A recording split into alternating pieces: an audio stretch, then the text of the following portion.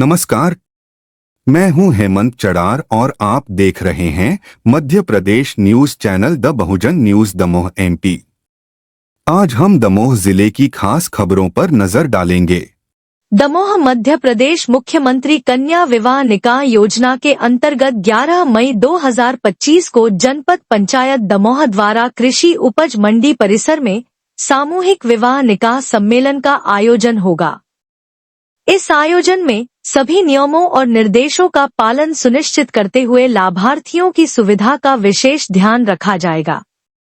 कार्यक्रम की पारदर्शिता और सफलता के लिए तैयारियों की नियमित जानकारी जिला कार्यालय को दी जाएगी। दमोह मध्य प्रदेश 22 अप्रैल 2025 को शासकीय औद्योगिक प्रशिक्षण संस्था ग्वारी रोड मारूताल में युवा संगम रोजगार स्वरोजगार एवं अप्रेंटिस मेला आयोजित होगा। प्रतिष्ठित कंपनी LT अप्रेंटिस के अवसर प्रदान करेगी, जिसमें ITI प्रशिक्षित युवक युवतियों को करियर निर्माण का मौका मिलेगा।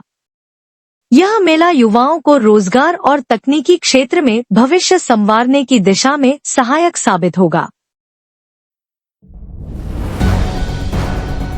दमोह मध्य प्रदेश नम्रता शुक्ला ने 7 अप्रैल 2025 को जिला पेंशन अधिकारी का कार्यभार ग्रहण किया। अब सभी पत्राचार उनके हस्ताक्षर से जारी किए जाएंगे। उन्होंने कार्यालय की कार्य प्रणाली सुधारने और हितग्राहियों को समय पर सेवाएं प्रदान करने का वादा किया है। दमोह मध्य प्रदेश जल गंगा संवर्धन अभियान के तहत ग्राम रोड स्थित सिद्ध बाबा धाम परिसर में प्राकृतिक जल स्रोत झिरिया की सफाई जन सहभागिता से सफलतापूर्वक संपन्न हुई।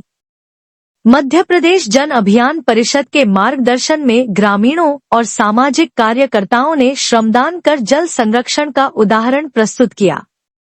इस पहल ने सामुदायिक भागीदारी से जल स्रोतों के पुनर्जीवन का संदेश दिया। दमोह मध्य प्रदेश पटेरा नगर में जल गंगा संवर्धन अभियान के तहत कलेक्टर सुधीर कुमार कोचर के निर्देशन में तालाबों की सफाई का कार्य जारी है। आज पटेरा बस स्टैंड के तालाब से अवांछनीय सामग्री हटाकर श्रमदान किया गया।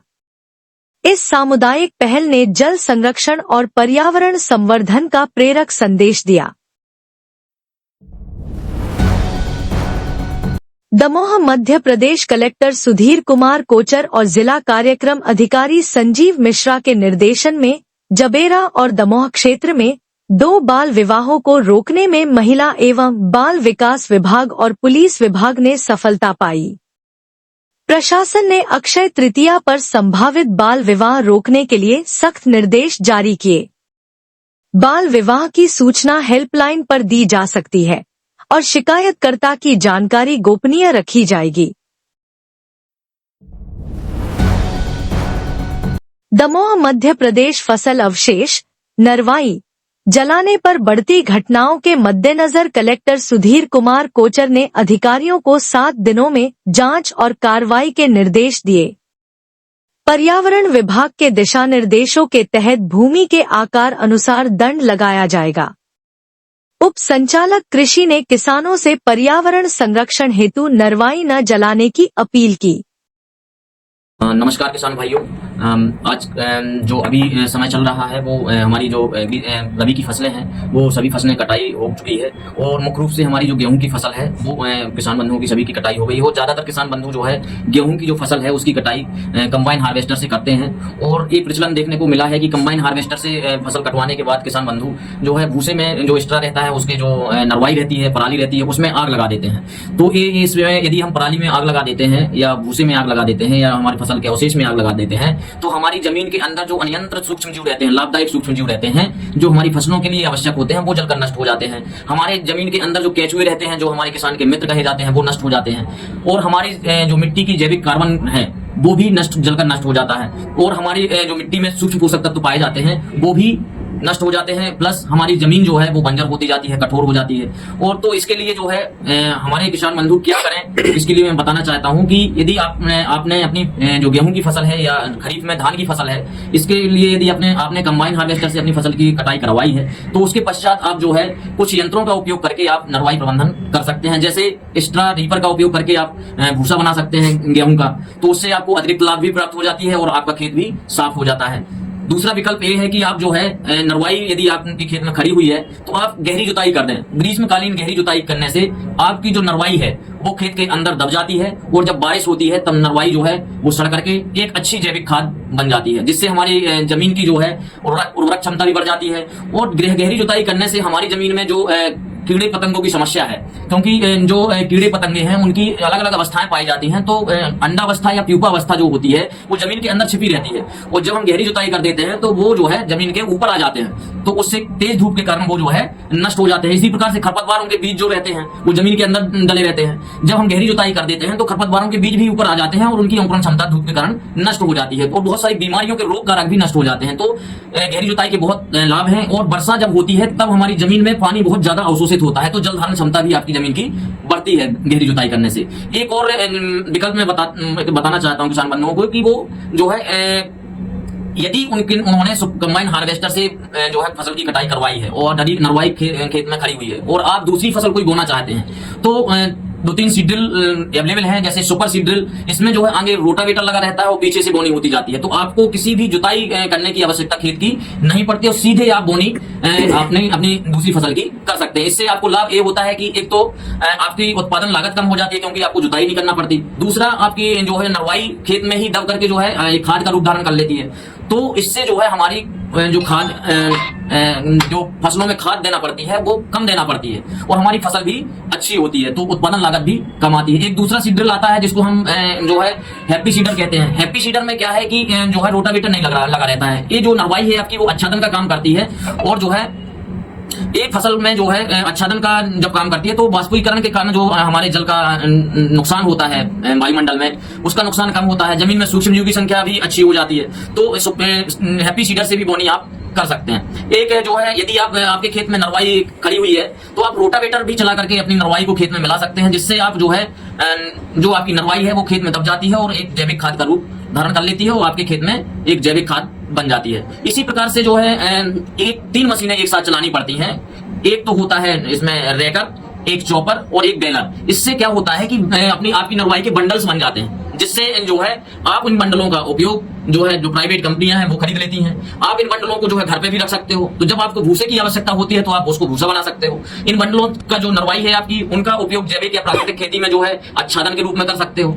इनका जो है आजकल उपयोग कंप्रेस करके जो है इनका ईंधन के रूप में उपयोग होने लगा है। बड़ी बड़ी फैक्ट्रियों में जहां पर कोयला का उपयोग होता है उसकी जगह पर जो है इनका उपयोग होने लगा है। कंप्रेस करके इनके जो है कोयले का रूप धारण कर लेती है और इनका विकल्प के रूप में, कोयले के विकल्प के रूप में नरवाई के जो है उपयोग फैक्ट्रियों में किया जाता है, तो ये भी आप कर सकते हैं। और हमारे जिले के कलेक्टर महोदय द्वारा नरवाई में आग लगाने की घटनाओं को प्रतिबंधित किया गया है। कोई भी किसान नरवाई में आग नहीं लगा सकते हैं। ये हमारे दमोह जिले की सीमा में हमारे कलेक्टर महोदय द्वारा एक प्रतिबंधात्मक आदेश जारी किया गया है। यदि कोई किसान नरवाई लगाते हुए पाए जाते हैं और उनके खेत में नरवाई जलती हुई पाई जाती है, इसका डाटा हमारे पास सैटेलाइट के माध्यम से आता है, प्रतिदिन आता है। हम उस डाटा को जो है हमारे वरिष्ठ कृषि विकास अधिकारी, कृषि विस्तार अधिकारियों को देते हैं और वो जाकर के वहां पर पंचनामा बनाते हैं और पंचनामा जो है बना करके वो संबंधित तहसीलदार के पास प्रस्तुत करते हैं। तहसीलदार को जो है इसमें दंडात्मक कार्यवाही करने का कलेक्टर साहब ने आदेशित किया है कि यदि कोई किसान 2 एकड़ तक उसकी जमीन है और यदि उसके खेत में आग लगने की घटना होती है तो उससे प्रति घटना जो है 2500 रुपए प्रति जो है घटना एक पर्यावरण अर्थदंड के रूप में उसको भुगतान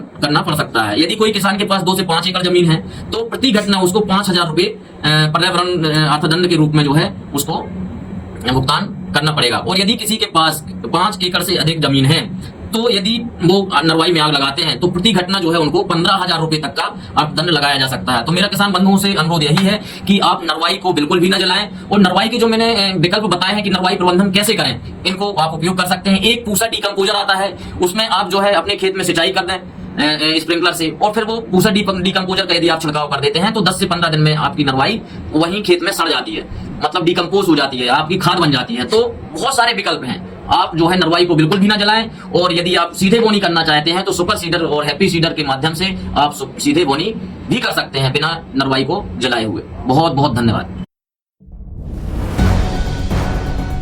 दमोह मध्य प्रदेश राष्ट्रीय मानवाधिकार आयोग के सदस्य प्रियंक कानूनगो ने वाल्मीकि समाज के कार्यक्रम में सफाई कामगारों का सम्मान किया और उनकी सेवाओं के प्रति आभार व्यक्त किया। उन्होंने वेतन भेदभाव और लंबित भुगतान की समस्याओं को जल्द सुलझाने का आश्वासन दिया और मानवाधिकार हनन पर सख्त कार्रवाई की बात कही। दमोह मध्य प्रदेश कलेक्टर सुधीर कुमार कोचर ने लंबित 3106 शिकायतों के त्वरित निराकरण के लिए अधिकारियों को 17 एवं 18 अप्रैल की समय सीमा दी है। उन्होंने कहा कि विभागीय प्रदर्शन ग्रेड हर माह की 15 तारीख तक न्यूनतम 80% होना चाहिए। लेकिन मार्च 2025 की समीक्षा में कई विभागों का प्रदर्शन असंतोषजनक पाया गया, जिसमें पंचायत एवं ग्रामीण विकास विभाग में 656 शिकायतें सबसे अधिक लंबित रहीं। कलेक्टर ने स्पष्ट चेतावनी दी कि संतोषजनक कार्य न करने की स्थिति में अनुशासनात्मक कार्रवाई होगी। यह कदम प्रशासनिक सुस्ती पर सख्त संदेश है। दमोह मध्य प्रदेश बाबा साहेब डॉक्टर भीमराव अंबेडकर की 134वीं जयंती के उपलक्ष्य में हिंडोरिया के राजगढ़ी परिसर में सामाजिक समरसता का द्वितीय भव्य समागम आयोजित किया गया। कार्यक्रम में मुख्य अतिथि सांसद राहुल सिंह लोधी ने माते मुखियों के साथ भोज कर सामाजिक समानता का संदेश दिया। उन्होंने बाबा साहेब के आदर्शों पर चलने और आधुनिक भारत के निर्माण का संकल्प लिया। बड़ी संख्या में स्थानीय नागरिकों और नेताओं की उपस्थिति रही। सामाजिक समरसता doctor Baba Saheb doctor B.R. Ambedkar ji का विचार महोत्सव है और इसमें आज संपूर्ण लोकसभा क्षेत्र से माते मुखी आए हुए आज सभी के साथ भोज किया और सामाजिक समरसता कैसे रहे, समाज में कैसी पहली कुरीतियाँ हों उनसे हम कैसे लड़ें और समाज एक रूप होकर एक विकसित समाज बने, इसके लिए हम सब लोगों ने संकल्प लिया है। संपूर्ण लोकसभा क्षेत्र से आए सभी हमारे माते मुखियों का हाथ जोड़ के वंदन और अभिनंदन करता हूँ। उन्होंने हमारा आग्रह स्वीकार किया और आज सभी सभी बना रहे और इस कार्यक्रम से बस यही प्रार्थना करता हूँ कि समृद्ध समाज, सशक्त समाज का संदेश जाए और नशा मुक्त समाज बने। इसके कार्यक्रम में प्रार्थना करता हूँ माता मैसेज जाए और समृद्ध समाज। Subscribe the Bahujan News and like this video.